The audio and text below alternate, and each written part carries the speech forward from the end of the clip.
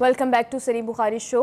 بخاری صاحب, اسرائیلی وزیر خزانہ نے نیتنیاہو کو یہ سجسٹ کیا ہے کہ حماس کو 24 گھنٹے کا الٹیمیٹم دیں اور اس کے بعد پھر مذاکرات بند کر دیں, اور یہ بھی کہا ہے کہ شمالی غزہ کو اب اسرائیل میں ضم کر لیں فوجی اس پہ کارروائی کر کے. دیکھیے, پہلی بات تو یہ ہے کہ اسرائیل میں صرف ایک پاگل نہیں ہے جس کا نام نیتنیاہو ہے جی, وہاں اس نوعیت کے بہت سارے پاگل اکٹھے ہوئے ہیں, تبھی تو یہ سب کچھ ہو رہا ہے. انسانیت کے خلاف اتنے سنگین جرائم کوئی سینسیبل آدمی کر سکتا ہے؟ کوئی باضمیر آدمی کر سکتا ہے؟ کوئی دل میں سینے میں دل رکھنے والا بندہ کر سکتا ہے؟ یہ تو سارے کے سارے جو ہیں یہ انسان ہے ہی نہیں, تو درندے ہیں, اور درندے بھی بدترین جن کا نام لیتے ہوئے زبان ناپاک ہو جاتی ہے, اس قسم کے درندے ہیں جی. Anyway, having said that, وہ پتہ نہیں کون سی دنیا میں بستے ہیں. غزہ کو ہڑپ کر جانا یا ویسٹ بینک کو ہڑپ کر جانا اتنا آسان ہوتا تو اب تک ہو چکا ہوتا. پہلی بات تو یہ ہے, کیونکہ ابھی نہ نہ حماس ختم ہوئی ہے, نہ حزب اللہ ختم ہوئی ہے, نہ ایران کہیں گیا ہے, نہ یمن کے لوگ حوثیز جو ہیں وہ ایلیمنیٹ ہوئے ہیں, ابھی دنیا باقی ہے.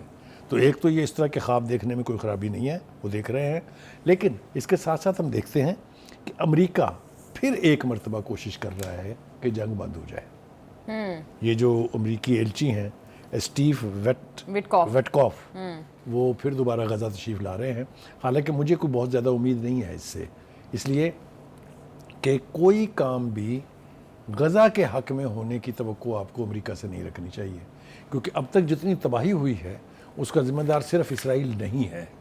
امریکہ تو براہ راست ملوث ہے, لیکن جو اس کے الائز ہیں یورپی ممالک وہ بھی اس میں برابر کے شریک ہیں. اور بخاری صاحب, ابھی تو نیتنیاہو میٹنگ کر کے آئے ہیں ٹرمپ کے ساتھ, اگر انہوں نے جنگ بندی پر ہی بات کرنی ہوتی تو وہاں پر بھی ان کو کمانڈ دی جا سکتی تھی ٹرمپ کی جانب سے. ٹرمپ نے دنیا بھر سے جھوٹ بولا جی.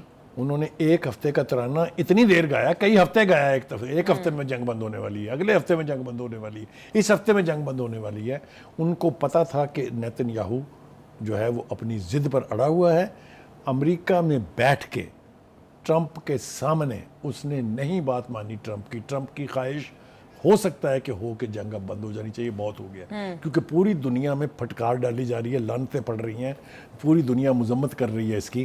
لیکن نیتنیاہو, آپ کو پتہ ہے, وہ ہٹلر کا جو بدل تو نہیں, ہٹلر کا ورسٹ ورژن ہے وہ انسانی روپ میں ہمارے سامنے. ٹھیک ہے جی.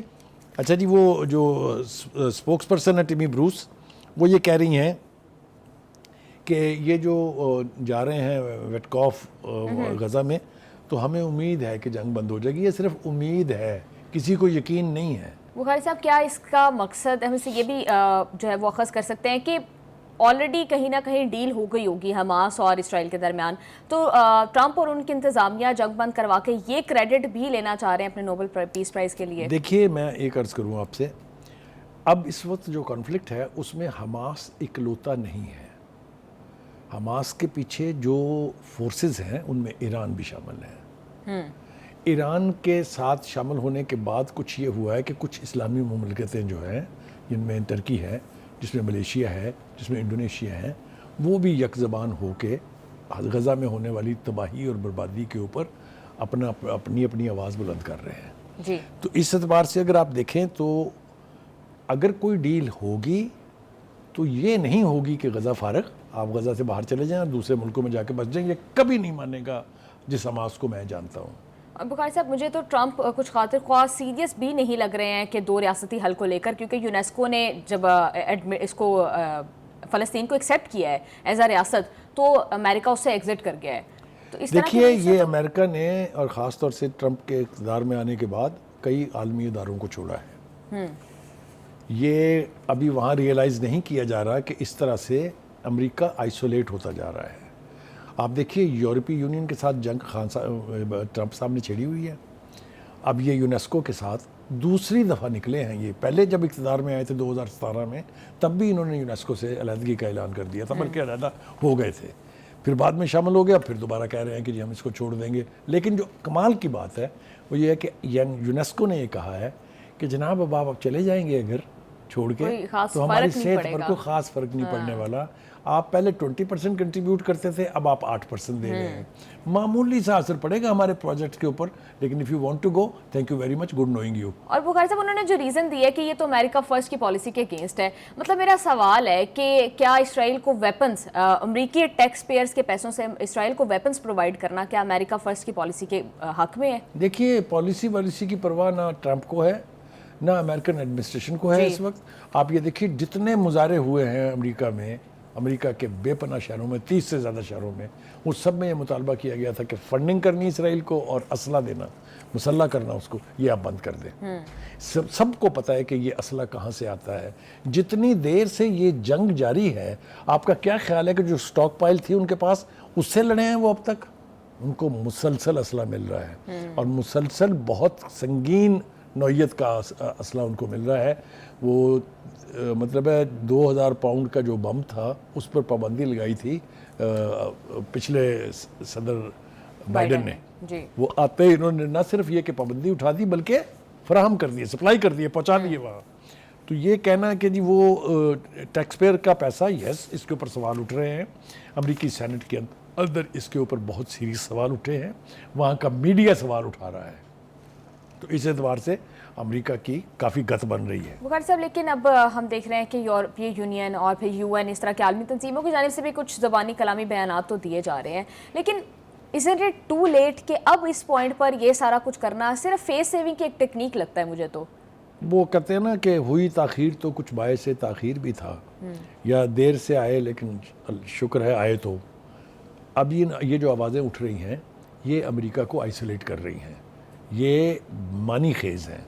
یورپی یونین کا یہ کہنا کہ جو کچھ غزہ میں ہو رہا ہے ناقابل دفاع ہے, ناقابل برداشت ہے, اور وہاں پر بھوک کو ہتھیار کے طور پہ استعمال کیا جا رہا ہے.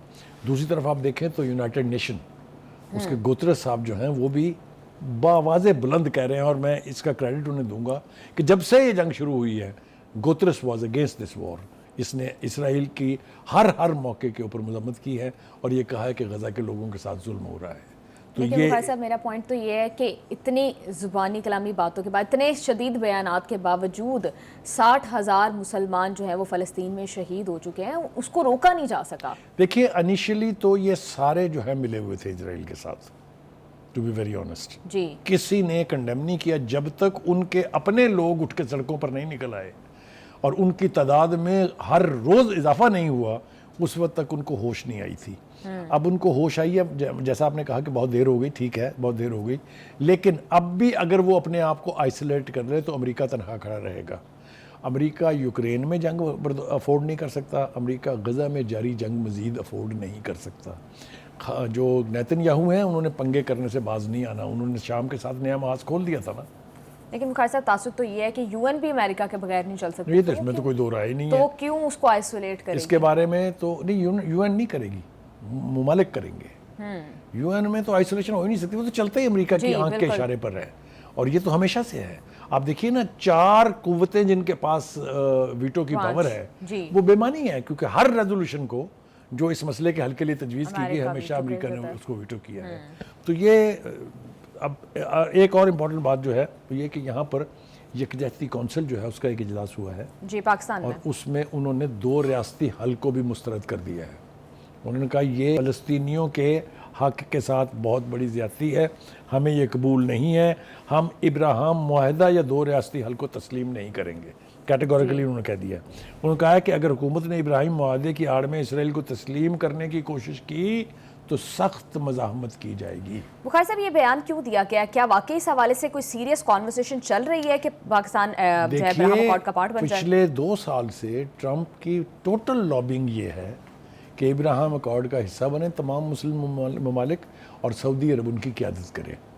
یہ کوشش تو ہمیشہ سے شروع ہے, اور اگر یہ جنگ شروع نہ ہوتی تو 9, 10, 12 کے قریب تو لوگ گئے تھے, آلموسٹ تسلیم کرنے چلے گئے تھے, جن میں سعودی عرب سب سے آگے تھا. شکر ہے کہ پاکستان اس میں شامل نہیں تھا. جی بخاری صاحب, پاکستان ابراہیم اکارڈ کا حصہ بنے گا یا نہیں, اس پر کل ہم تفصیلاً بات کریں گے. ابھی پروگرام میں شامل کرتے ہیں ایک بریک. Stay with us.